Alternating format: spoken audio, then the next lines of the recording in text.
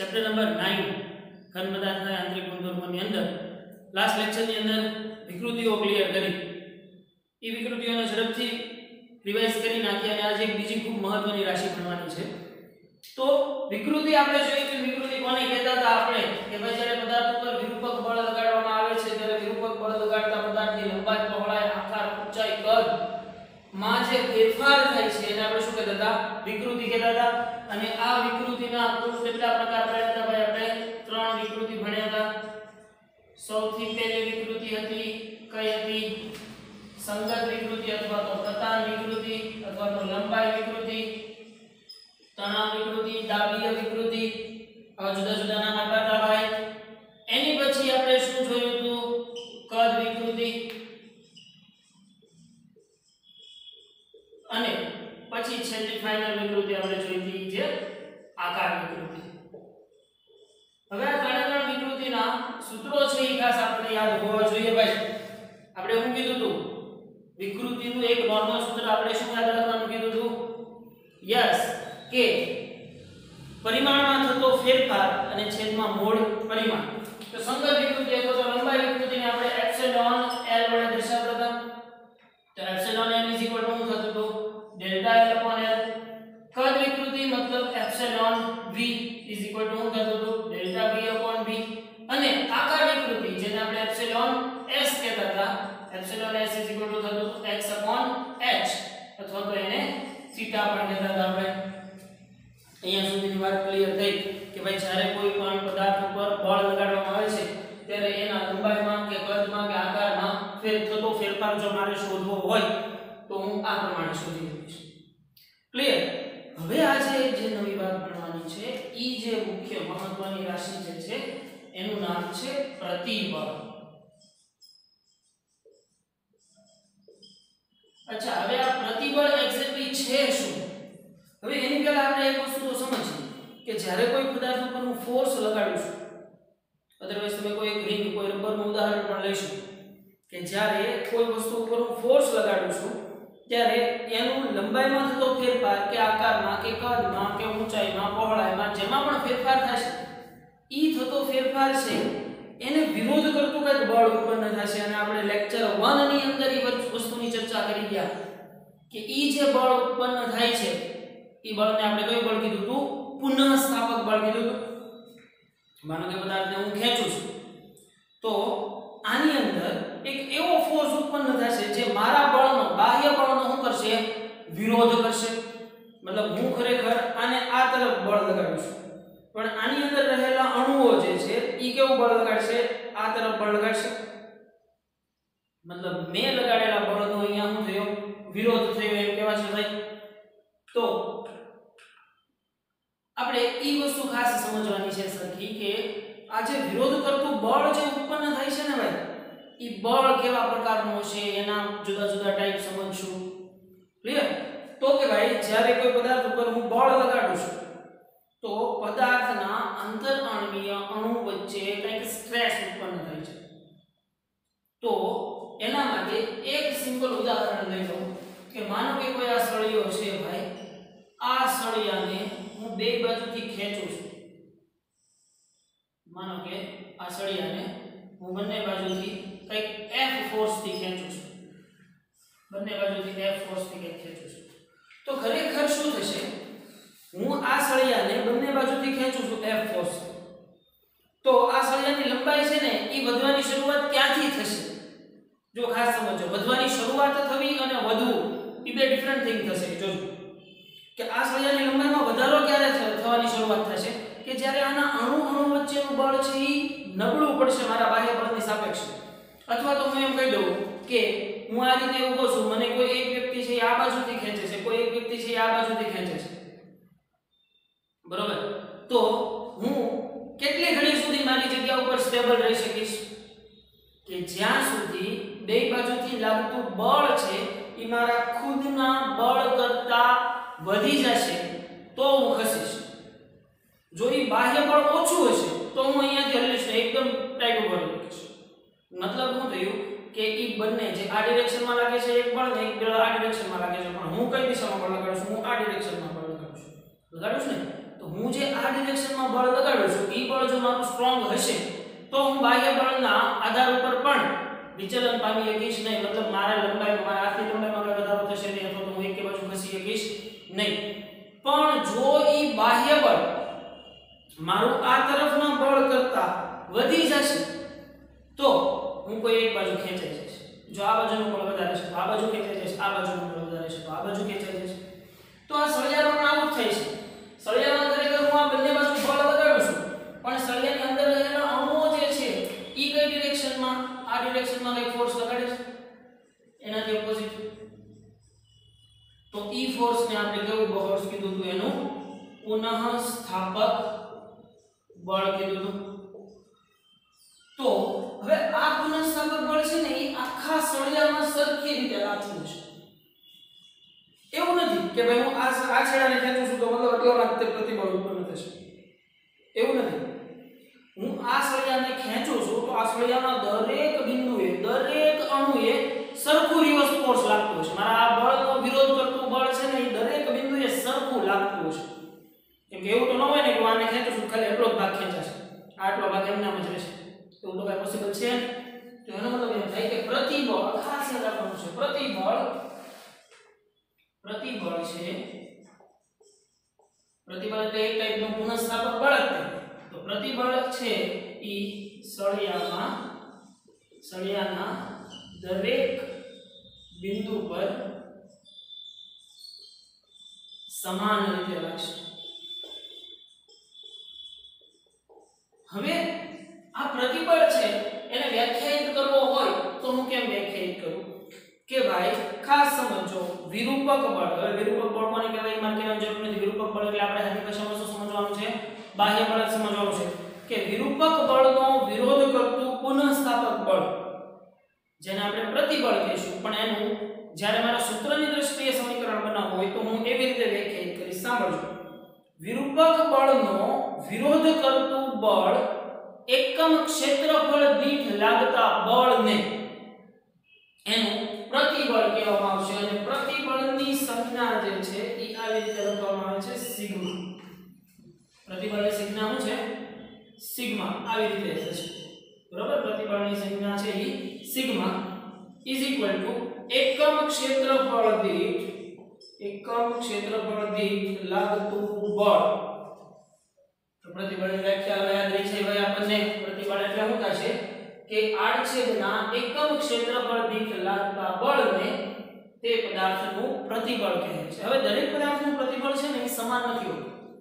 જો લોખંડ છે એને તમે આરામથી સ્ટ્રેસ નથી કરી શકતા, એને આરામથી તમે ખેંચીને લંબાઈમાં વધારો નથી કરી શકતા. પણ રબર જે છે એને તમે આરામથી ખેંચી શકો છો. તો મતલબ એમ થાય કે રબરનું પ્રતિબળ, રબર પાસે આવો વિરોધ કરવાનું બળ છે એ કેવું હશે? ઓછું હશે, એટલે એ ઓછા બળે ખેંચાઈ જાય છે. પણ આ લોખંડ છે એ ઓછા એટલા બળે ખેંચાતું નથી, મતલબ આનું પ્રતિબળ છે એ કેવું હશે? વધારે હશે. તો એનો મતલબ એમ થાય કે પ્રતિબળ શેની ઉપર ડિપેન્ડ કરે છે ભાઈ? ટાઈપ ઓફ મટીરીયલ ઉપર ડિપેન્ડ કરે છે. કે જે પ્રમાણે પદાર્થની જાત બદલાશે એમ એના પ્રતિબળનો ગુણધર્મ છે એ બદલાશે. રબરને આરામથી સ્ટ્રેચ કરી શકો છો, મતલબ એનામાં પ્રતિબળ ઓછું છે. જ્યારે લોખંડની કોઈ ફ્રેમ લો અથવા તો કોઈ લોખંડની પટ્ટી લો તો ઈ પટ્ટીને જ્યારે હું ખેંચું છું ત્યારે એમાં આરામથી વિકૃતિ ઉત્પન્ન કરી શકાતી નથી. મતલબ એ સિમ્પલ અને શોર્ટ વાત યાદ રાખવાની કે જેમાં આસાનીથી વિકૃતિ ઉત્પન્ન કરી શકાય એનું પ્રતિબળ છે એ કેવું હશે? ઓછું હશે. અને જેમાં આસાનીથી વિકૃતિ ઉત્પન્ન ન કરી શકાય એનું પ્રતિબળ છે એ કેવું હશે? વધારે છે. Very simple. તો હવે આને હું બધા એકમ ને પારિમાણિક સૂત્રોનું બધું બનાવવું જોઈએ. તો સિગ્મા ઇઝ ઇક્વલ ટુ શું થશે? બળની સંજ્ઞા F, ક્ષેત્રફળ એટલે A. તો એકમ શું થાય ભાઈ? આનો એકમ શું થશે? તો તમે એકમ બનાવતા આવડી જાય તમે બીજું ચેપ્ટર ભણી ગયા છો. F એટલે શું થશે? બળનો એકમ ન્યૂટન અને ક્ષેત્રફળનો એકમ મીટર સ્ક્વેર, તો ન્યૂટન ઇન્ટુ મીટર માઈનસ 2. અથવા તો તમે આને આવી રીતે લખી શકો ન્યૂટન પર મીટર સ્ક્વેર લખી શકાય ને? તો આનું પારિમાણિક સૂત્ર તમને આરામથી ખબર છે. ન્યૂટન એટલે શું થશે? -2 અને મીટર -2. તો તમે પારિમાણિક સૂત્ર છે આરામથી બનાવી શકો કે નહીં ભાઈ? તો આ તો વાત થઈ પ્રતિબળની નોર્મલ માહિતી. હવે જેમ વિકૃતિના ત્રણ પ્રકાર પડ્યા હતા ને ભાઈ, એવી જ રીતે હવે આપણે પ્રતિબળના ત્રણ પ્રકાર જોઈએ. પ્રતિબળ છે એના પણ ત્રણ પ્રકાર, જેમ સંગત વિકૃતિ હતી, સંકદ વિકૃતિ હતી, આકાર વિકૃતિ હતી, એની જેમ જ પ્રતિબળના પણ ત્રણ પ્રકાર આપણે પાડશું. પ્રતિબળનો સૌથી પહેલો પ્રકાર સંગત પ્રતિબળ. સંગત પ્રતિબળ આના એને કઈ કીધું, એની જેમ સંગતના ઘણા બધા નામ હશે. સંગત પ્રતિબળ અથવા તો લંબાઈ પ્રતિબળ, લંબાઈ પ્રતિબળ, તણાવ પ્રતિબળ, દાબીય પ્રતિબળ, બરોબર. એ બધાની ચર્ચાઓ આપણે હમણાં આગળ કરીએ. હવે હું વિચારું ભાઈ કે લંબાઈ પ્રતિબળને વિદાય કરવો હોય તો કેમ કરાય? માનો કે હું એક સળિયો લઉં છું, મારે માત્ર લંબાઈ પ્રતિબળની વાત કરતા હોઈએ ત્યારે આપણે શું ધ્યાન રાખવાનું ભાઈ કે લંબાઈ પ્રતિબળની અંદર માત્ર લંબાઈમાં થતો ફેરફાર મારે નોંધવાનો છે. તો લંબાઈમાં થતો ફેરફાર નોંધવાનો હોય તો ખાસ યાદ રાખો અહીંયા કે મારે ક્ષેત્રફળને લંબ ઘટકની ચર્ચા કરવાની છે. તો ક્ષેત્રફળને લંબ ઘટકમાં હું ચર્ચા કરશું આપણે જુઓ જોઈએ કે તમે અહીંયા ખાસ નોંધ કરશો એક વસ્તુ કે ભાઈ અહીંયા બહારથી લાગતો ફોર્સ આવશે. હવે આના મધ્યમાન બિંદુ ઉપર કઈ ડિરેક્શનમાં ફોર્સ લાગતો છે? જો આના કારણે લાગતું પ્રતિબળ છે આ તરફ હશે અને આના કારણે લાગતું પ્રતિબળ છે આ તરફ હશે. એટલે ખાસ યાદ રાખો આ છે ને ઈ વિરૂપક બળ છે. આ જે છે ઈ કયું છે? વિરૂપક બળ છે. આ બળ છે ઈ પણ કયું છે? વિરૂપક બળ છે. પણ આ જે બંને ફોર્સ છે, આ બંને ફોર્સ કયા ફોર્સ છે? પ્રતિબળ છે. એટલે ખાસ ભાઈ બે ટાઈપના બળોની અંદર કન્ફ્યુઝન ન થાય. જે બહારથી લગાડીએ છીએ એ કયા બળો છે? વિરૂપક બળો છે. જ્યારે સળિયાની અંદર ઉદ્ભવતા બળો જે છે એ કયા છે? પ્રતિબળ છે. તો સંગત પ્રતિબળ મતલબ કે એકમ ક્ષેત્રફળ દીઠ ઉદ્ભવતા પ્રતિબળને એની સંગત પ્રતિબળ કહેવાય છે. આ સંગત પ્રતિબળ છે ને એ સેમ પ્રતિબળ જેવું રહેશે, એમાં કઈ ફેર નહીં પડે. તો આનું સૂત્ર શું થશે? સિગ્મા L નામ આપું છું. L શું કામ સિગ્મા L નામ આપું? કેમ કે સંગત પ્રતિબળ છે, લંબાઈ પ્રતિબળ છે એટલે હું L વડે કેમ અહીંયા એપ્સિલોન L કીધો તો એની જેમ જ અહીંયા સિગ્મા લંબાઈ માટેના પ્રતિબળની વાત કરી છે એટલે sigma L. Sigma L F/A. તો આની વાત તો આ સિમ્પલ જ રહેશે. Sigma L F/A.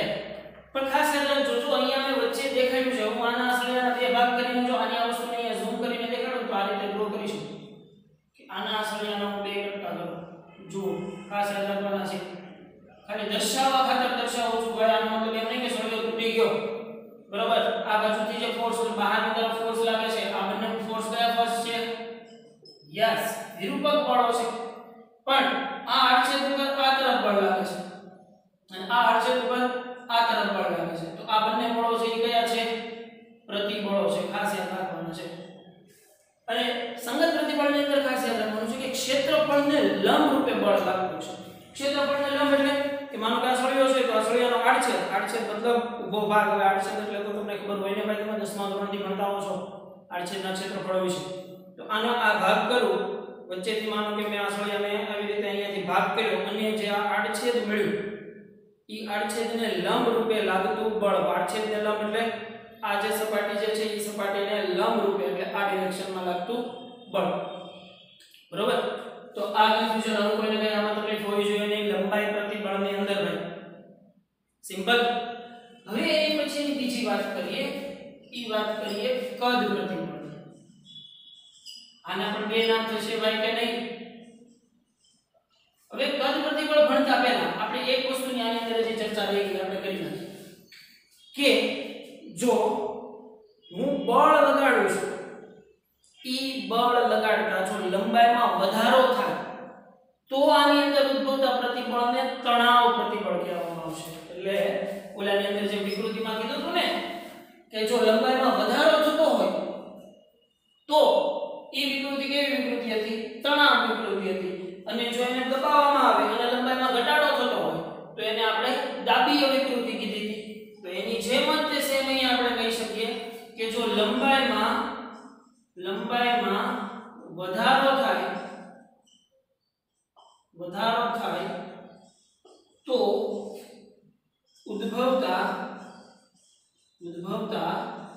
प्रतिबल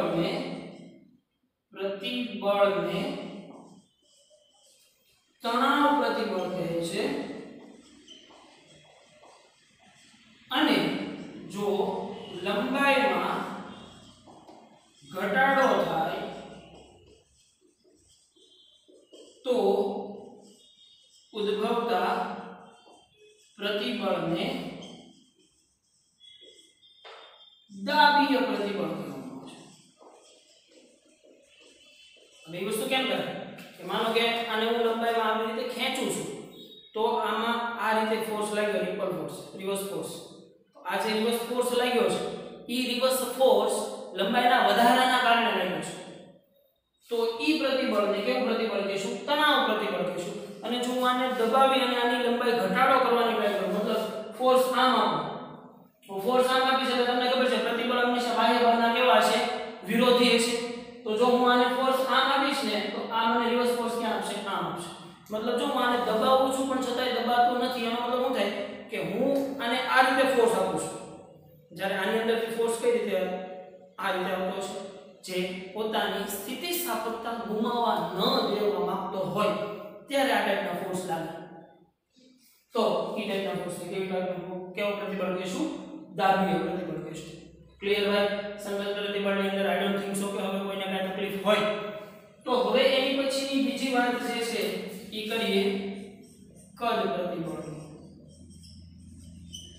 હવે કદ પ્રતિબળ છે ને ઈ બહુ સિમ્પલ વસ્તુ છે. કદ પ્રતિબળ ઇટ્સ લાઈક અ પ્રેશર. કઈ રીતે? કેમ કે જો ભાઈ આપણે શું કહીએ છીએ કે કદ પ્રતિબળની સંજ્ઞા શું થશે? સિગ્મા v થશે. જેમ અહીંયા એપ્સિલોન v થયું તો એમ અહીંયા શું થશે? સિગ્મા v થશે. તો ભાઈ આ ત્રણે છે ને પ્રકાર એક સરખા જ છે એટલે એક સાથે હરશો ને તો બહુ વધારે મજા આવશે. તો સિગ્મા v, હવે સિગ્મા v પણ થશે તો આ જ તે sigma v f upon a. પણ જ્યારે કદમાં ફેરફાર હોય ને, કેમ કે કદમાં ફેરફાર ક્યારે થાય કે જ્યારે લંબાઈ, પહોળાઈ અને ઊંચાઈ ત્રણેયમાં ફેરફાર થાય ને તો કદમાં ફેરફાર થયો એમ કહેવાય. કેમ કે ખાલી એકલી લંબાઈમાં ફેરફાર થયો હોય તો તેને શું કહેવાય? સંગત કહેવાય ને.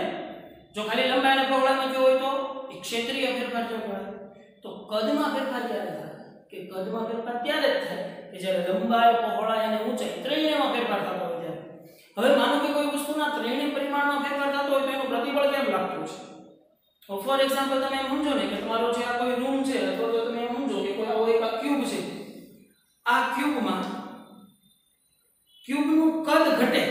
કદ ઘટે મતલબ શું થાય? આ દિવાલ આ તરફ શિફ્ટ થાય, આ દિવાલ આ તરફ શિફ્ટ થાય, આ દિવાલ આ તરફ, આ દિવાલ આ તરફ, આ દિવાલ આ તરફ, આ દિવાલ આ તરફ. મતલબ આ ક્યુબ માનો ઊંધું થઈ ગયું.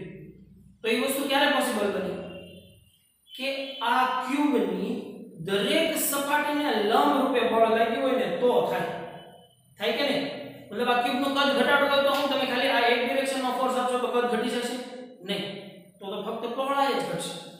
જો મારે આનું કદ ઘટાડવું હોય તો આ ડિરેક્શનમાં બળ આપવું પડે, આ ડિરેક્શનમાં બળ આપવું પડે, આ ડિરેક્શનમાં બળ આપવું પડે, અહીંયા બળ આપવું પડે, અહીંયા પણ બળ આપવું પડે, અહીંયા પણ અને અહીંયા પણ. મતલબ કે આ ક્યુબની દરેક સાઈડ ઉપર સપાટીને લંબ રૂપે બળ લાગવું જોઈએ. મતલબ ઇનડાયરેક્ટલી આની ક્યુબની દરેક બાજુ ઉપર એક પ્રેશર લાગવું જોઈએ. તો હવે આની દરેક સાઈડ ઉપર પ્રેશર લાગવું હોય તો આની ઉપર લાગતું બળ છે ને ઈ પ્રેશરના ફોર્મમાં મારે લેવું પડે. કેમ કે આની ઉપર જો બળ નહીં લઈ શકું, કામ નહીં લઈ શકું કેમ કે બળ છે એ કોઈ એક ડિરેક્શનની વાત છે. પણ અહીંયા તમારે શું કરવું છે? ક્યુબનું કદ ઘટાડવું છે. તો ક્યુબનું કદ ઘટાડવું છે તો આ તરફથી આ તરફથી આ તરફથી આ તરફથી આ તરફથી આ તરફ બધી તરફ બધી બાજુથી હું દબાણ આપીશ. તો જો મેં શું બોલ્યો? દબાણ આપીશ. મતલબ અહીંયા બળ નહીં થાય, બળને કેવા ફોર્મમાં લેવું પડશે? દબાણના ફોર્મમાં લેવું પડશે. તો દબાણ એટલે આપણને ખબર છે પ્રેશર P શું થતું હતું ભાઈ?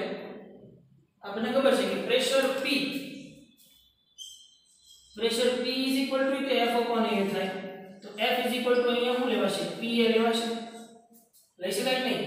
P F upon A. તો F શું થાય? P into A. તો આ સમીકરણમાં મૂકો તો સિગ્મા V P ની જગ્યાએ F ની જગ્યાએ PA upon A. તો A શું થઈ જાય? કેન્સલ આઉટ થઈ જાય. તો સિગ્મા V તમને મળશે પ્રેશર P. પી મતલબ કે કદ પ્રતિબળ એક વિશિષ્ટ પ્રકારનું દબાણ જ છે. હવે તમને પારિમાણિક રીતે જોવા જશો તો કદ પ્રતિબળ અને દબાણ બંને સમાન રાશિ છે એવું તમે કહેશો, પણ ખાસ યાદ રાખો છોકરાઓ, કદ પ્રતિબળ અને દબાણ બંને સમાન રાશિ નથી. કેમ કે પ્રતિબળ આપણે કોને કીધું છે? એકમ ક્ષેત્રફળને લંબ રૂપે લાગતું બળ. જ્યારે પ્રેશર છે એવું છે ક્ષેત્રફળના દરેક ખંડ ઉપર લાગતું, દરેક ખંડને લંબ દિશામાં લાગતું બળ. એટલે ખાસ પ્રેશર અને પ્રતિબળ જો અહીંયા તમને દેખાશે સમાન, પણ ખરેખર બંને એક જ ભૌતિક રાશિ છે નહીં.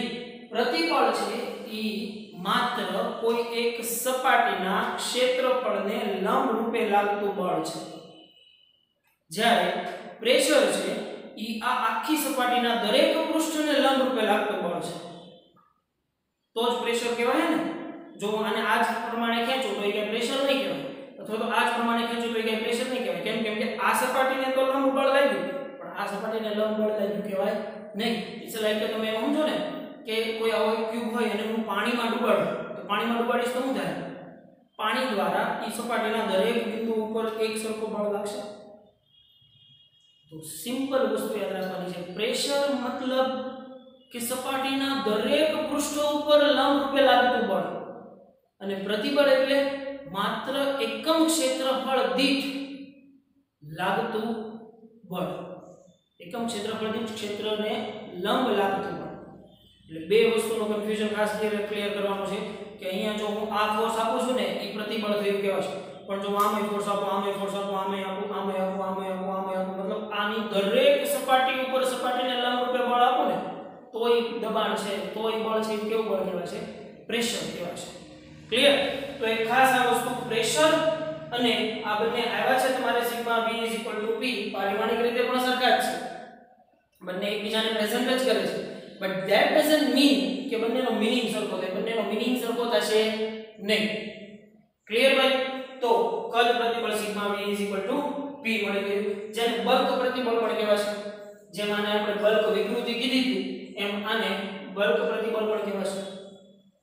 ક્લિયર કે નહીં ભાઈ? તો હવે એની પછી હું વાત કરું, હવે કયો ત્રીજો ટાઈપ બાકી રહ્યો? યસ, આપણે ખબર પડી ગઈ કે લંબાઈ આવી ગયું, કદ આવી ગયું. હવે આપણે કોની વાત કરવાની છે? આકાર પ્રતિબળ. તો આકાર પ્રતિબળ છે ને એ બહુ સિમ્પલ વસ્તુ છે ભાઈ. જો આકાર પ્રતિબળ, હવે આકાર પ્રતિબળ છે એની અંદર આપણે એક વસ્તુ જોઈ હતી કે બળ છે એ ક્યાં લાગતું હતું? ક્ષેત્રફળની સ્પર્શીય દિશામાં લાગતું. તો માનો કે મારો કોઈ એવો સળિયો હોય ભાઈ, તમે ખાસ સમજજો, કોઈ એક સળિયો છે આ રીતનો, આ સળિયામાં જો આ ડિરેક્શનમાં ફોર્સ લાગતો હશે ને, આ ડિરેક્શનનો ફોર્સ મતલબ કે આ જે સળિયો છે એને જો આ ડિરેક્શનમાં ખેંચું ને તો એ કેવું પ્રતિબળ ઉત્પન્ન થશે? એમાં તણાવ પ્રતિબળ, સંગત પ્રતિબળ, લંબાઈ પ્રતિબળ થશે ને. કેમ કે મેં એવું કહ્યું સપાટીને લંબ રૂપે બળ લગાવ્યું. પણ હવે જરૂરી તો નથી કે દરેક વખતે આ જ રીતે ફોર્સ લાગે. હું આની આ વસ્તુને આમ પણ ખેંચી લઉં, આની આ વસ્તુને આમ પણ ખેંચી લઉં. અધરવાઇઝ તમે આવી રીતે સમજી શકો કે આ જે કોઈ માનો કે બ્લોક છે, આ બ્લોકને જો હું આ ડિરેક્શનમાં ખેંચું ને તો ફક્ત હું ઉત્પન્ન થશે આમાં તણાવ પ્રતિબળ, લંબાઈ પ્રતિબળ અથવા તો સંગત પ્રતિબળ ઉત્પન્ન થશે. પણ જો આ આડછેદનું ક્ષેત્રફળ, આ આડછેદનું ક્ષેત્રફળ જો એને લંબ રૂપે બળ લગાવ્યું તો એ કઈ ફોર્સ થઈ કહેવાશે? સંગત પ્રતિબળ ઉત્પન્ન થશે. પણ જો હું આવી રીતે કંઈક બળ લગાડું, આવી રીતે ઉપર તરફ આવી રીતે, અને જો હું આવી રીતે બળ લગાડીશ તો શું થશે કે આ તો ભાગ ફિક્સ છે, તો આને આવી રીતે ખેંચાવીશ તો આ આવી રીતે આમ લાંબુ થઈ જાય. જો ઈ વિકૃતિ ઉત્પન્ન કરે તો બરોબર, તો આને હું આવી રીતે ખેંચીશ તો આના આકારમાં ફેરફાર થયો. મતલબ કે બળ જો ક્ષેત્રફળને સ્પર્શીય ડિરેક્શનમાં હશે ને, આ એના ક્ષેત્રફળનો આડછેદ, આ એના ક્ષેત્રફળનો આડછેદ, આ ક્ષેત્રફળના આડછેદના સ્પર્શકની દિશામાં, આ ક્ષેત્રફળનો આડછેદ એના સ્પર્શકની દિશા કઈ થાય? આ થઈ કહેવાય. તો જો આ ડિરેક્શનમાં ફોર્સ લાગતો હશે ને તો કેવા પ્રકારની વિકૃતિ ઉત્પન્ન કરી શકાશે? આકાર વિકૃતિ ઉત્પન્ન કરી શકાશે. ત્યારે લંબાઈ વિકૃતિ ક્યાંય કામ કરશે નહીં. તો આ બળમાં જો હું એક વધારાનો ફોર્સ આવું લગાડું ને, આ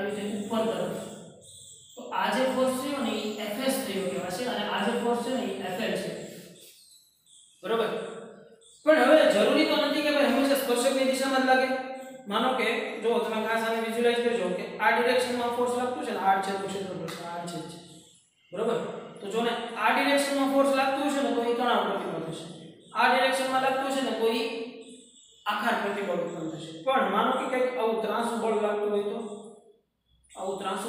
હોય તો તે પરિણામે તો શું થશે આના આકારમાં ફેરફાર થશે તો માનો કે એકાદો બળનો ઘટક માનો કે આ સળિયાનું આવી રીતે ત્રાંસો ખેંચું છું અને અહીંયા એક આ ફોર્સ લાગે છે તો ખાસ સમજવાનું છે કે અહીંયા બળના બે ઘટકો પડશે હવે બળના ઘટકો વિશે છે તમારે ચિંતા કરવાની જરૂર નથી બળના ઘટકો જે બનશે ને એ ઘટકો અને એના સદિશ છે એ વેક્ટર ચેપ્ટર જે છે એ તમારે નેક્સ્ટ શરૂ થશે કદાચ મે બી શરૂ પણ થઈ ગયું હોય તો એ વેક્ટરની અંદર તમે સદિશ સ્વરૂપ સારી રીતે સમજી શકશો પણ અત્યારે કોઈ ચિંતા નથી કરવાની ખાલી અત્યારે એટલું સમજવાનું છે કે આ જે બળ છે એને લંબાઈ પ્રતિબળ સાથે બનાવેલો ખૂણો કેટલો છે થીટા છે અને એવી જ રીતે આને અહીંયા બનાવેલો ખૂણો છે એ પણ થીટા છે તો ખાસ સમજો અહીંયા કે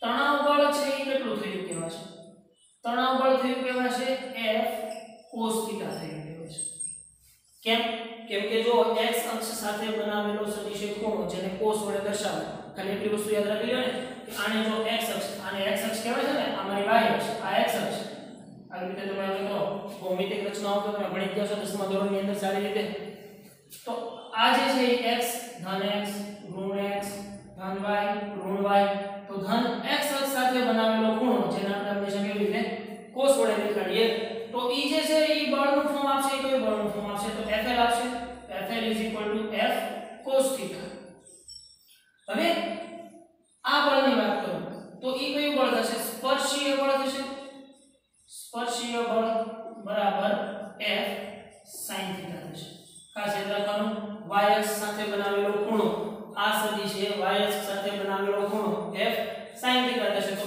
Fs F sin θ થશે એટલે ખાસ આ વસ્તુ યાદ રાખવાની છે પણ જો તમારે આકાર પ્રતિબળ કેમ કે મને ખબર છે કે તણાવ પ્રતિબળથી તો માત્ર શેમાં ફેરફાર થયો છે લંબાઈમાં ફેરફાર થયો છે પણ હું અહીંયા ભણું છું કયું આકાર પ્રતિબળ ભણું છું તો આકાર પ્રતિબળ માટે ખાસ યાદ રાખવાનું પ્રતિબળ સિગ્મા s Fs a થશે જ્યાં Fs એટલે શું થશે એટલે મને આમ લખીશું સિગ્મા s F સ્પર્શીય ના છેદમાં a થશે મતલબ કે અહીંયા જે બળ ઉત્પન્ન થશે એ બળ સ્પર્શીય દિશાનું બળ લેવામાં આવશે કેમ કે આ બળની મદદથી તો શું થશે માત્ર તણાવ ઉત્પન્ન થશે તો તણાવ પ્રતિબળ તો આપણે ભણી ગયા છીએ F1 અથવા તો આને Fl કહી શકો ભાઈ Fl કહી શકો કાંઈ ખોટું નથી આમાં પણ મોસ્ટ ઓફલી L તમે જુઓ ને cos 90 થતું હોય તો cos 90 છે એ તો ઉતરી જાય છે 0 બરાબર એટલે એની ચિંતા અત્યારે તમારે કરવાનું છે ને તો Fl પણ લેશે તો હવે સિગ્મા s તમને મળી ગયું છે F સ્પર્શીય a મતલબ જ્યારે તમે આકાર પ્રતિબળની વાત કરતા હશો ત્યારે બળના બંને ઘટકોની તમારે ચર્ચા કરવી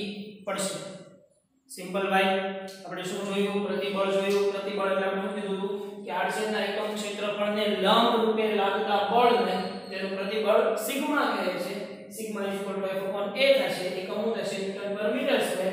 તો જે વિકૃતિના ત્રણ પ્રકાર પડ્યા હતા એ પ્રતિબળના પણ ત્રણ પ્રકાર પડશે કયા સંગત પ્રતિબળ કદ પ્રતિબળ અને આકાર પ્રતિબળ.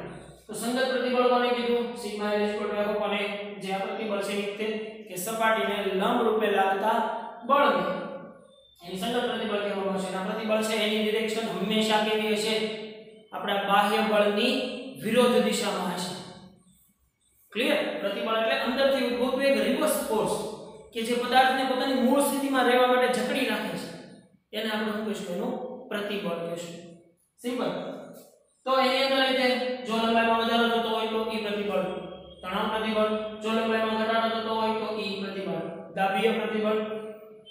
પછી જોયું કદ પ્રતિબળ F/A પણ કદ લંબાઈ પહોળાઈ અને ઊંચાઈમાં ફેરફાર છે તો લંબાઈ પહોળાઈ અને ઊંચાઈનો ફેરફાર તો કોઈ એક ડિરેક્શનમાં ફોર્સ આપવાથી થાય નહીં, મતલબ મારે બધી ડિરેક્શનથી ફોર્સ આપવો પડે તો જ એનું પરિણામી કદ ઘટ્યું એમ કહેવાય. તો બધી ડિરેક્શનમાં અપાતા ફોર્સ ને આપણે ફોર્સ વડે ડિરાઈવ કરી શકશું નહીં, મતલબ ને આપણે કઈ રાશિ ધ્યાનમાં લેવી પડશે? પ્રેશર. તો F મારે અહીંયા લઈ શકાશે નહીં, તો F ક્યાંથી મળે? તો કે P F upon A ઉપરથી F મળી જાય, F PA. આમાં મૂકો સમીકરણમાં, તો sigma V PA / A, A cancel, તો સિગ્મા V P. પણ મેં કીધું એની જેમ પ્રેશર અને કદ પ્રતિબળ બંને સમાન રાશિ છે નહીં. કેમ કે પ્રેશર છે એ ક્ષેત્રફળના દરેક, અથવા એમ કહેવાય કે વસ્તુના દરેક ખંડ ઉપર લંબરૂપે લાગતું બળ છે, જ્યારે પ્રતિબળ છે એવું છે માત્ર આડછેદને લંબરૂપે લાગતું બળ છે. એટલે બંને રાશિઓ સમાન રહેશે નહીં. પછી આપણે જોયું આકાર પ્રતિબળ. આકાર પ્રતિબળ માટે ખરેખર બળ ક્યાં લાગવું જોઈએ? સ્પર્શીય દિશામાં લાગવું જોઈએ, તો જ આકારમાં ફેરફાર થશે. જો આ રીતે હું બળ આપીશ તો માત્ર શમાં ફેરફાર થશે? લંબાઈમાં ફેરફાર થશે.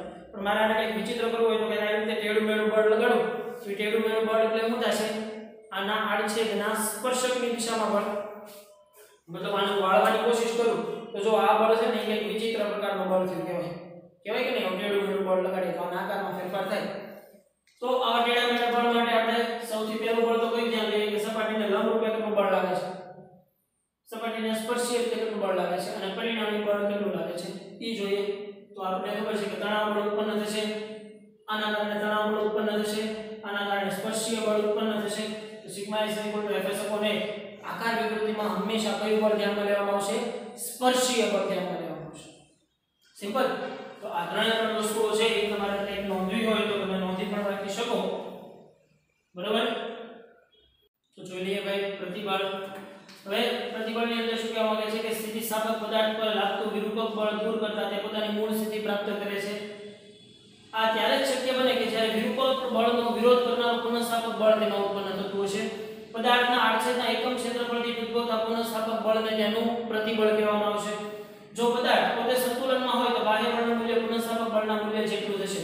મતલબ હું આને ગમે એટલું ફોર્સ આપું છું પણ આ પદાર્થની લંબાઈમાં કાંઈ વધારો નથી થતો, મતલબ પદાર્થ કેવો છે? સંતુલન સ્થિતિમાં છે. સંતુલન સ્થિતિમાં હોય તો બાહ્ય બળ લગાડતા આપણે એની લંબાઈમાં વધારો ન થાય, તો એમ કહેવાય કે બાહ્ય બળ જેટલું જ આમાં પુનઃસ્થાપક બળ અથવા તો પ્રતિબળ ઉત્પન્ન થયું છે તેમ કહેવાય છે. જો પુનઃસ્થાપક બળ F અને આડછેદનું ક્ષેત્રફળ A હોય તો સિગ્મા શું થશે? બળના છેદમાં ક્ષેત્રફળ F upon A, અને SI એકમ થાય ન્યૂટન પર મીટર સ્ક્વેર, અથવા તો ન્યૂટન પર મીટર સ્ક્વેર ને આપણે શું કહીએ છીએ? પાસ્કલ પણ કહીએ છીએ. તો પ્રતિબળનું પારિમાણિક સૂત્ર m1 L - 1t - 2 જે તમે આ સૂત્ર ઉપરથી પણ આરામથી ડિરાઈવ કરી શકો છો.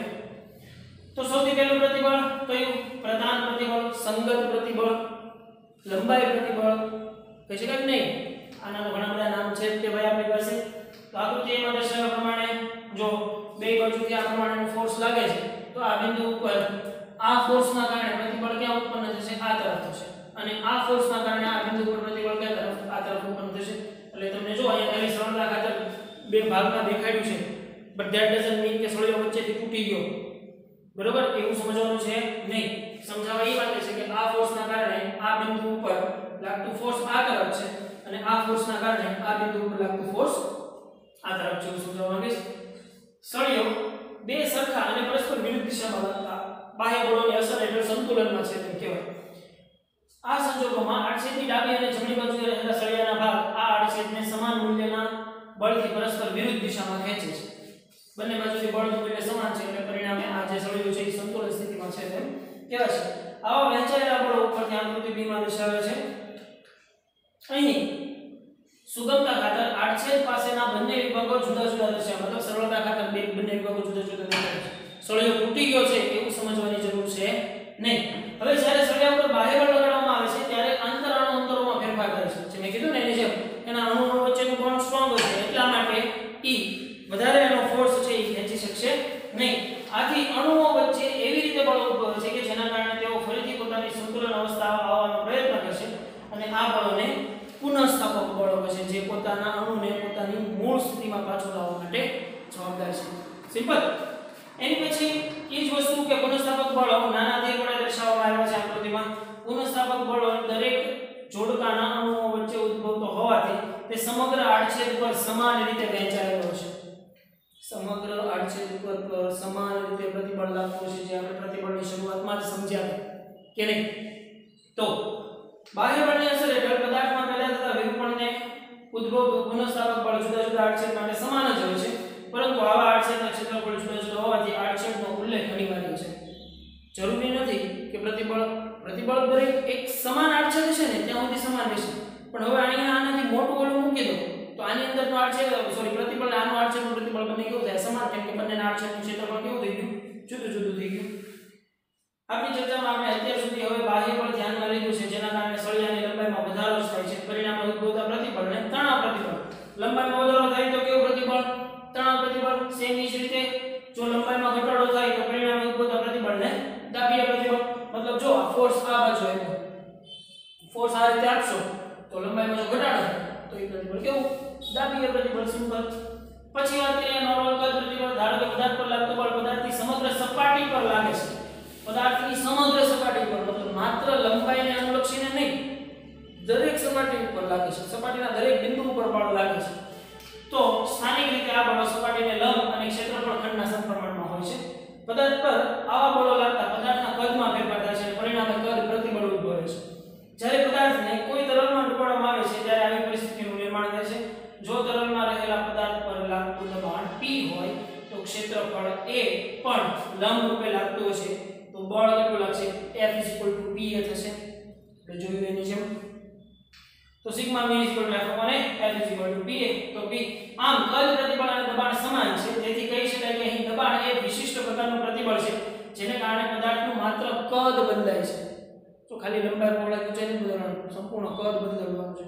તો જેટલો ફોર્સ તમે આ ડિરેક્શનમાં આપો છો એટલો અંદરથી આ ડિરેક્શનમાં લાગતો છે, જેટલો ફોર્સ આ ડિરેક્શનમાં આપશો એટલો ડિરેક્શનમાં આ લાગતો છે, જેટલો ફોર્સ તમે આ ડિરેક્શનમાં લાગો છો એટલો ફોર્સ આ ડિરેક્શનમાં લાગતો છે. મતલબ કે પ્રતિબળ છે એ જેટલી સપાટી ઉપર બળ લાગે છે એ દરેક બિંદુને અકોર્ડિંગ રિવર્સ ફોર્સ લાગતું છે. હવે દબાણ અને પ્રતિબળ વચ્ચેનો તફાવત જે ખાસ સમજવું મહત્વનું છે. દબાણ એટલે એકમ ક્ષેત્રફળ દીઠ લંબ રૂપે લાગતું બળ. મતલબ અહીંયા ખાલી ક્ષેત્રફળને લંબ રૂપે લાગતું બળ જ છે. અહીંયા ઉપરના બળ, નીચેના બળ, પાછળના બળ, આગળના બળ એવી કોઈ ચર્ચા નથી. દબાણ અને પ્રતિબળ બંનેના પરિમાણ સમાન હોવા છતાં તેઓ એક જ ભૌતિક રાશિ નથી. કીધું ને કેમ નથી? કેમ કે એકમાં ખાલી ક્ષેત્રફળને લંબ છે અને એક છે એ સપાટીના દરેક બિંદુને લંબ છે. સિમ્પલ. તો જ્યારે પદાર્થ પર સમગ્ર સપાટીને લંબ રૂપે બળ લગાડવામાં આવે છે ત્યારે એકમ ક્ષેત્રફળથી ઉદ્ભવતા બળને દબાણ કહે છે. આને દબાણ કહેવાય છે. જો બધી જ બાજુથી બળ લાગતું હોય તો આને દબાણ કહેવાય. પણ માનો કે માત્ર આમ જ બળ લાગતું હોય તો એ કેવું થશે? પ્રતિબળ થશે. તો પ્રતિબળ પણ એકમ ક્ષેત્રફળથી બળ હોવા છતાં પદાર્થનું જુદા જુદા પૃષ્ઠ પર તે જુદું જુદું હોઈ શકે. વળી પ્રતિબળ માટે અહીં બળ એ પૃષ્ઠને લંબ હોવું પણ જરૂરી નથી. એવું પણ શક્ય છે કે સપાટી પર પ્રતિબળ હોય અને બીજી સપાટી પર ન પણ હોય. બરોબર. સિમ્પલ. હવે પ્રતિબળ અને દબાણ વચ્ચેનો સંબંધ આપણે આ રીતે કદ પ્રતિબળ અને દબાણ વચ્ચેનો સંબંધ આ રીતે ખબર હોવો જોઈએ. તો એની પછી જોઈએ આકાર પ્રતિબળ. જો બળ પદાર્થની સપાટીને સમાંતર લાગતું હોય, પદાર્થની સપાટીને સમાંતર લાગતું હોય તો પદાર્થમાં આકાર વિકૃતિ ઉત્પન્ન થાય છે અને ઉત્પન્ન થતું અનુરૂપ પ્રતિબળ આકાર પ્રતિબળ કહેવામાં આવે છે. આમ પ્રતિબળ બરાબર સ્પર્શીય બળ Ft upon ક્ષેત્રફળ A થશે. Ft Fs that is matter. તો આવું પણ જોઈ શકાય કે પદાર્થ પર લાગતું બળ પદાર્થની સપાટીને લંબ રૂપે કે સમાંતર ન પણ હોય. મતલબ જો સપાટીને લંબ રૂપે હોઈ શકે, સપાટીને સમાંતર પણ હોઈ શકે, પણ એવું જરૂરી નથી કે આવું બળ લાગે. કંઈક આવી રીતે બળ લગાડતો હોય. માનો કે આ સળિયાને હું પકડીને આમ ખેંચું છું તો આ ફોર્સની ડિરેક્શન કઈ થાય? આ થઈ કહેવાય. તો આની સાથે બનાવેલો ખૂણો F cos θ અને આની સાથે બનાવેલો ખૂણો F sin θ. તો આ કિસ્સામાં આકૃતિ પરથી દર્શાવ્યા મુજબ બળના સપાટીના લંબ દિશાના અને સમાંતર દિશાના ઘટકો વિચારી શકાય. અહીં આકૃતિમાં સળિયા પર લાગતું બળ દર્શાવેલ છે. હવે આ બળ ક્ષેત્રફળ સદિશ સાથે થીટા કોણ બનાવે છે. ક્ષેત્રફળ સદિશ છે તમે જે ગણશો ભાઈ એની કોઈ ચિંતા કરવાની જરૂર છે નહીં. પણ આપણે અહીંયા સદિશ સ્વરૂપે એની કોઈ ડિરેક્શન શોધવાની નથી થતી એટલે કાંઈ ચિંતા નથી. આકૃતિમાં દર્શાવ્યા મુજબ F cos θ એ સપાટીનો લંબ ઘટક છે, F sin θ સ્પર્શીય ઘટક છે. તેથી F cos θ ના કારણે પદાર્થમાં તણાવની અસર પેદા થશે અને F sin θ ના કારણે પદાર્થમાં આકારની, જો મેં કીધું આ ફોર્સના કારણે શું થશે? માત્ર લંબાઈનો ફેરફાર થશે. અને આ જે F sin θ ફોર્સ છે એના કારણે શેનો ફેરફાર થશે? આકારમાં ફેરફાર થશે. મતલબ અહીંયાથી જો તમે આ ડિરેક્શનમાં ફોર્સ આપો તો સળિયો છે એ ટેઢો મેઢો થઈ જાય. ટેઢો મેઢો થાય મતલબ એના આકારમાં વિકૃતિ ઉત્પન્ન થઈ જાય.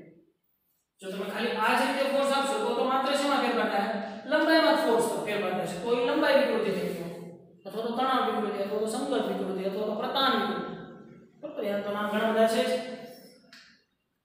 તો આ કિસ્સામાં પદાર્થના તણાવ પ્રતિબળ અને આકાર પ્રતિબળ બંને પેદા થાય છે તેમ કહેવાશે. ક્લિયર ભાઈ? આ બધી થિયરીઓ છે એ તમારે વન ટાઈમ વાંચી અને હોમવર્કમાં n છે એ લખી લેવાની છે। હવે આના રિલેટેડ એક દાખલો જે છે એ આપણે જોઈ લઈએ, જે ન્યુમેરિકલ લેવલ 1B નો પહેલો દાખલો છે કે આકૃતિમાં દર્શાવ્યા મુજબ 10 ન્યૂટન બળ સળિયાના બે છેડા ઉપર લગાડવામાં આવે છે। આ સળિયા ઉપર આ બાજુ 10 ન્યૂટન અને આ બાજુ 10 ન્યૂટન લગાડવામાં આવે છે। જો આડછેદ PR પર તણાવ પ્રતિબળ અને સ્પર્શીય પ્રતિબળ શોધો। જો તણાવ પ્રતિબળ અને સ્પર્શીય પ્રતિબળ શોધો। આડછેદ PR ઉપર, જો PR ઉપર આ આડછેદ ઉપર છે। હવે PQ આડછેદનું ક્ષેત્રફળ, આનું આડછેદનું ક્ષેત્રફળ તમને આપી દીધેલું છે 10 સેન્ટીમીટર સ્ક્વેર છે। હવે PR ઉપર કીધું છે ને એટલે ખાસ અહીંયા ધ્યાન રાખજો। પહેલા તો તણાવ પ્રતિબળ અને સ્પર્શીય પ્રતિબળ, પહેલા બેની સૂત્ર આપણે ખબર હોવા જોઈએ। હવે આની જેમ એક વખત લખી નાખો પ્રતિબળના એટલે તમને યાદ રહી જાય। તો પ્રતિબળના એટલે આપણે કેટલા પ્રકાર પડ્યા હતા ભાઈ? 3 પ્રકાર। કયા કયા? પ્રતાપ પ્રતિબળ અથવા તો સંગત પ્રતિબળ। તો પ્રતાપ પ્રતિબળ સિગ્મા L શું થતું હતું? F/A। અને બીજું આપણે શું જોયું? કદ પ્રતિબળ। તો કદ પ્રતિબળ બરાબર આપણે શું જોયું હતું ભાઈ? સિગ્મા L P મળ્યું હતું આપણને। અને આકાર પ્રતિબળ માટે તો કે સિગ્મા S Ft/A। પણ ખાસ ધ્યાન રાખવાનું છે, મેં કીધું એની જેમ આડછેદનું ક્ષેત્રફળ કયું લેવાનું છે? કયા ક્ષેત્રફળ ઉપર? PR ઉપર। જો PQ ઉપર નહીં, PR ઉપર, કે જે PQ થી 30 ડિગ્રી ત્રાસો છે એવા આડછેદ ઉપર ઉદ્ભવતું પ્રતિબળ અને સ્પર્શીય પ્રતિબળ બંને શોધવાનું છે। તો સૌથી પહેલા તો અહીંયા છે ને સૂત્ર તમે સમજો ને કે તમને પહેલા હું કહ્યું કે છે તણાવ પ્રતિબળ। તો તણાવ પ્રતિબળ એટલે શું થાય ભાઈ? તણાવ પ્રતિબળ કયો, પ્રતાપ પ્રતિબળ કયો, સંગત પ્રતિબળ કયો, લંબાઈ પ્રતિબળ કયો, બધું શું છે? સમાન જ છે। તો તણાવ પ્રતિબળ માટે સિગ્મા L F/A। પણ એ કોનું? PR નું, કેમ કે PR પરનું તણાવ બળ કીધું છે ને, PR પરનું ખાસ યાદ રાખજો। નહીં તો તમે ડાયરેક્ટ ક્ષેત્રફળ તમને એમ કે આપી દીધેલું છે, બળ આપેલું છે, મૂકી દો સૂત્ર, વાત થાય પૂરી। બટ નહીં, PR નું કે છે। હવે PR નું ક્ષેત્રફળ શું છે એ આપણને ખબર નથી, જે આપણે શોધવાનું થશે, પણ આપણે પછી શોધીએ। બીજી કયું પ્રતિબળ શોધવાનું કે છે? સ્પર્શીય પ્રતિબળ। સ્પર્શીય પ્રતિબળ તો કે સ્પર્શીય પ્રતિબળ મતલબ સિગ્મા S Ft/A। પણ એ પણ અહીંયા જે એ કોનું? PR નું, આપણે અહીંયા લખી નાખીએ PR નું ક્ષેત્રફળ, બરોબર ને? PR નું ક્ષેત્રફળ। હવે ફર્સ્ટ ઓફ ઓલ PR નું ક્ષેત્રફળ મારી પાસે છે જે મારે શોધવાનું થશે। પણ જો તો આની આ આકૃતિને હું થોડીક ઝૂમ કરીને ડ્રો કરું ને તો તમે સમજી શકો કે આવી કઈ સિચ્યુએશન છે। આ સળિયો છે અને જે PR છે એ કંઈક આવી રીતનું છે, બરોબર? આ રીતની વાત છે। તો આ જે છે એવું થશે, આ બિંદુ P છે, આ બિંદુ Q છે અને આ બિંદુ છે એવું છે R છે, અને આ બંને વચ્ચેનો ખૂણો છે એ કેટલો છે? 30 ડિગ્રીનો। હવે આની આ વસ્તુને હું ઝૂમ કરીને દોરું તો આમ થશે। જો કાટકોણ ત્રિકોણ બનશે ભાઈ PQR, તો આ તો કાટકોણ થઈ ગયો। તો આનું ક્ષેત્રફળ જે છે ને એ તમને ખબર છે, પણ આનું ક્ષેત્રફળ છે ને એ આપણને ખબર છે નહીં। તો શું કરી શકાય? પણ આનો એંગલ તમને ખબર છે, જુઓ તો આ 30 ડિગ્રી આપી દીધેલું છે। આનું ક્ષેત્રફળ તમને ખબર છે, આનું તમારે શોધવાનું છે। મતલબ જુઓ આ એંગલ માટે આ કઈ થઈ કહેવાય? પાસેની બાજુ। આ થયું કહેવાય કર્ણ। તો જો હું આ એંગલને cos લગાડું, કેમ મેં cos લગાડ્યો? કેમ કે cos θ શું થાય છે ભાઈ? cos θ પાબાના છેદમાં કર્ણ થાય ને, પાસેની બાજુના છેદમાં કર્ણ। તો કે ભાઈ પાસેની બાજુ મને આપી દીધેલી છે, એંગલ મને ખબર છે અને કર્ણ મને શોધવાનો છે। જો આ સામે લગાડું તો શું થાય? સામેની બાજુના છેદમાં કર્ણ થાય ને, પણ સામેની બાજુ મને આપેલી નથી, મને ખબર નથી, તો બે અનનોન રાશિ થાય।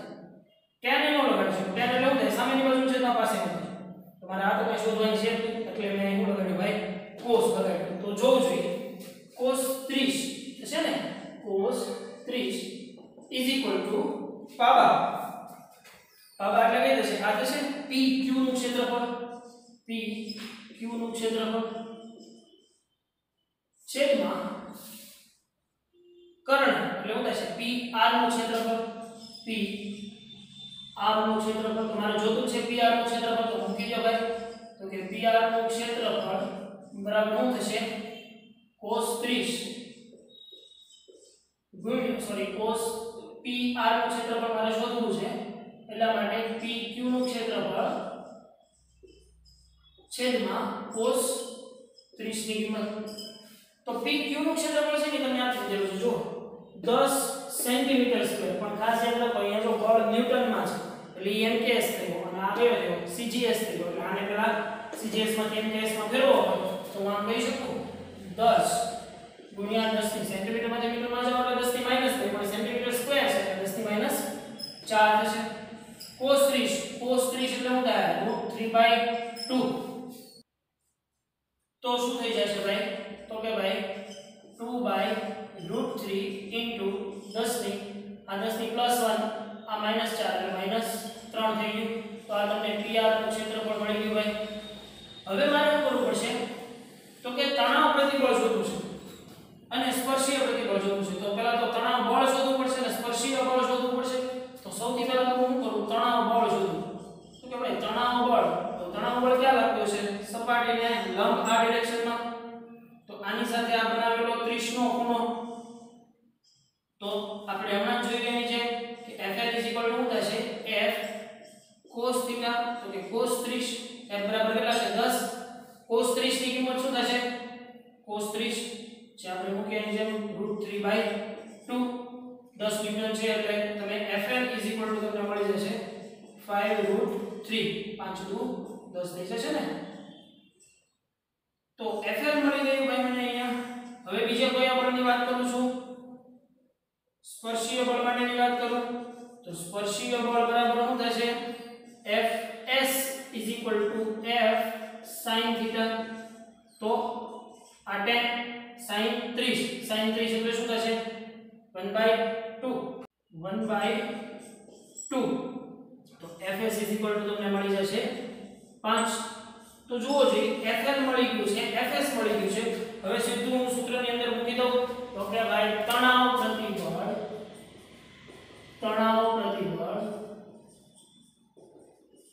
પ્રતિબળ સિગ્મા L FL/A FL કેટલું મળ્યું છે 5√3 upon A મતલબ કોનું મળ્યું છે PR નું ક્ષેત્રફળ જે મને મળ્યું છે 2/√3 into 10⁻³ તમે આની કેલ્ક્યુલેશન કરશો એટલે એનો જવાબ તમને મળી જાય એવી જ રીતે હવે કોની વાત કરીએ સ્પર્શીય પ્રતિબળ અથવા તો આકાર પ્રતિબળ કહેવાય ને સ્પર્શીય પ્રતિબળ અથવા તો આકાર પ્રતિબળ તો સિગ્મા S Fs/A તો Fs કેટલું મળેલું છે ભાઈ Fs બરાબર 5 મળેલું છે તો 5/A એ પણ કોનું PR નું તો PR નું કેટલું થશે 2/√3 into 10⁻³ તમને એનો આન્સર પણ મળી જશે સિમ્પલ ભાઈ આરામથી તમે આ દાખલો છે ગણી શકો શાંતિથી એક વખત એવું હોય તો ફરીથી એક વખત દાખલો જોઈ લેવો તમને અહીંયા કીધું છે કે PR ઉપરનું પ્રતિબળ અને સ્પર્શીય પ્રતિબળ કીધું છે તો પહેલા તો તમને ખબર છે કે PR નું ક્ષેત્રફળ તમને નથી ખબર તો PR નું ક્ષેત્રફળ શોધવા માટે તમે શું કરશો એની આકૃતિને ધ્યાનથી જુઓ તો તમને આ એક બાજુનું ક્ષેત્રફળ ખબર છે ખૂણો ખબર છે પણ સામેનું ક્ષેત્રફળ ખબર નથી તો તમે આકૃતિ ઉપરથી આરામથી મેળવી શકો ભાઈ સામેની બાજુનું ક્ષેત્રફળ મળી જાય પછી આપણને ખબર છે કે કેમ કે એન્ગ્યુલર ફોર્સ લાગે છે જો અહીંયા લંબ રૂપે કાંઈ બળ નથી લાગતું એટલે મારે બધા બળોને શું કરવા પડશે શોધવા પડશે તો પહેલા FL શોધી લો પછી Fs શોધી લો મૂકી દો FL અને Fs ની કિંમત મુખ્ય સૂત્રની અંદર સેમ એક દાખલો જે છે એ તમને હોમવર્કની અંદર હશે આ જ રીતનો પણ એની અંદર આંકડાકીય માહિતી નહીં બરાબર એટલે તમારે ખાલી સૂત્રની મદદથી જ આગળ વધવાનું થશે જે તમે આરામથી ગણી શકશો ક્લિયર ભાઈ